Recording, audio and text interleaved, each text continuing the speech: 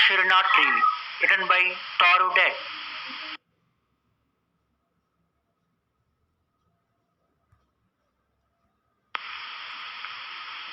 Like a huge python, winding round and round, the rugged trunk indented deep with scars, up to its very summit near the stars. A creeper climbs, in whose embrace is bound no other tree could live.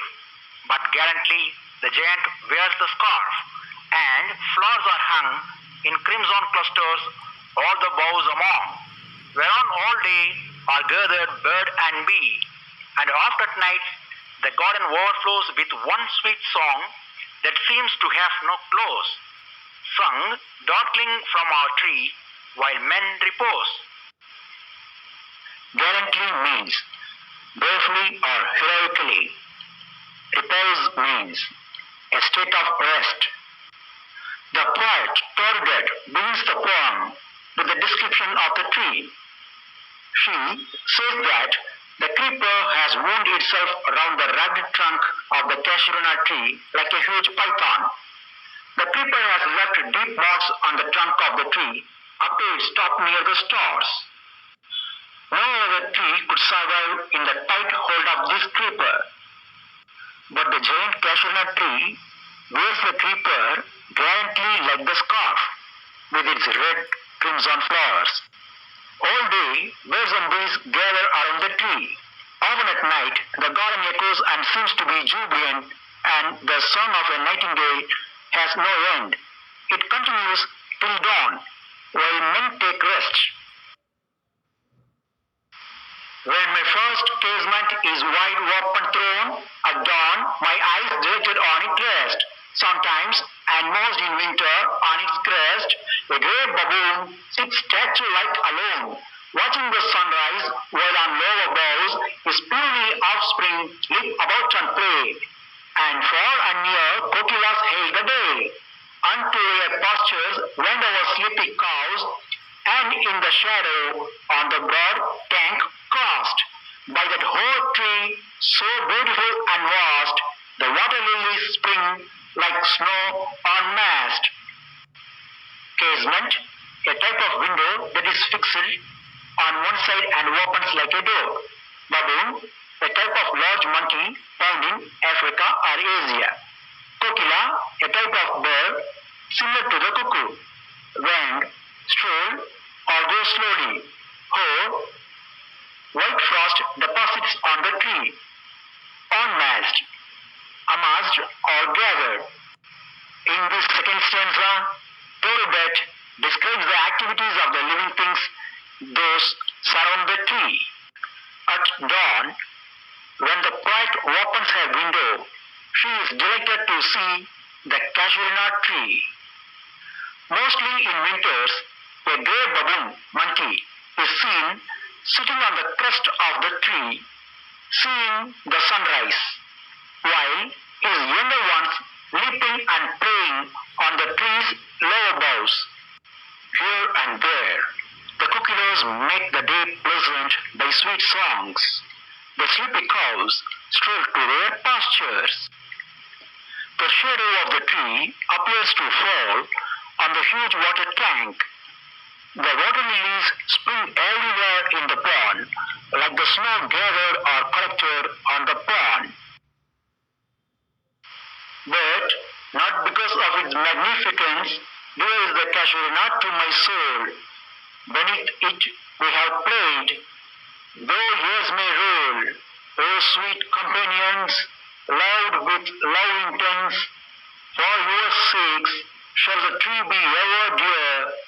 Blent with your images, it shall arise in memory till the hot tears blind mine eyes.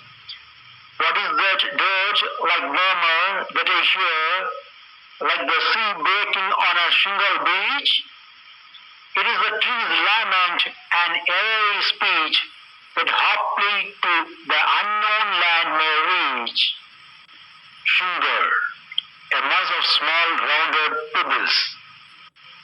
The poet says that it is not because of the majestic appearance of the Casuarina tree that it is dear to her heart and soul.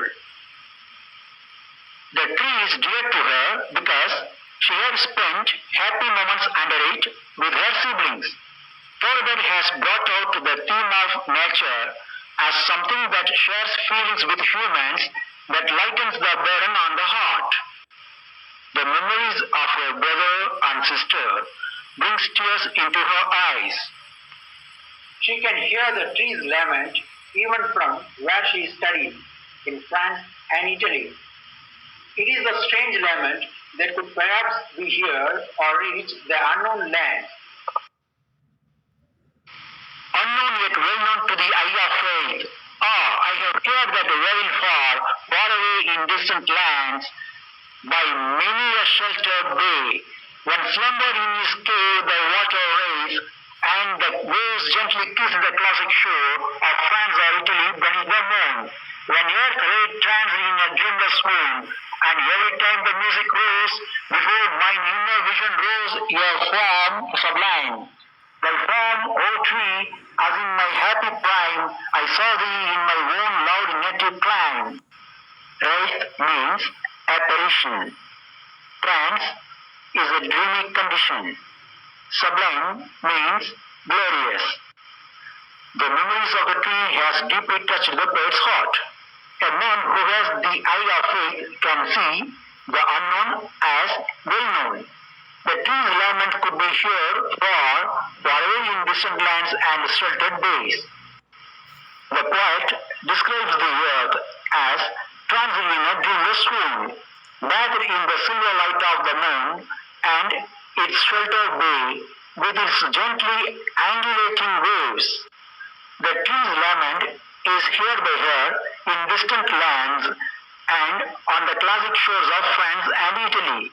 Even on foreign soil, a casuarina tree would appear before her in a vision, just as she had seen it in her own loud native climate. Therefore I fain would consecrate a lay unto thy honor, tree, beloved of those who now in blessed sleep for aye repose. They have done life to me, alas, were they. Mayst thou be numbered when my days are done, with deathless trees like those in borrowed day, under whose awful branches linger pale, fear, trembling hope, and death, the skeleton, and time the shadow, and though weak the years, that would thy beauty fain, O fain rehearse, may love defend thee from oblivion's curse. Fain means eagerly. Consecrate means to officially make something holy. Lay means amateur. Reverse means repeat. Oblivion is a state of forgetfulness. In this last stanza, the poet immortalizes the tree. The casuarina tree is dearer than life to her. It should be there immortalized even after her days. The poet immortalizes the tree through her poem like the poet Wordsworth who sanctified the yew tree of Borrowdale in verse. The casuarina tree does not make her long for easeful death. The tree is to her a support, a reminder of joy she once experienced with her siblings. About the author, Torbet, 1856 to 1877, was a Bengali poet from the Indian subcontinent who wrote in English and French. She was the third daughter of the family. The Dutt family was a family of distinguished intellectuals and poets. She also had the advantage of being taught by excellent English tutor at home and later on of the long stay in Europe and England. Thoreau, with all her exposure to and involvement in Western life and culture, loved the land of her birth and remained thoroughly Indian in her consciousness and sensibility. Besides her well-known collection of poems with the title Ancient Ballads and Legends of Hindustan, 1882, she has to her credit a volume of poems in French titled She Has Gleaned in French Fields, 1875.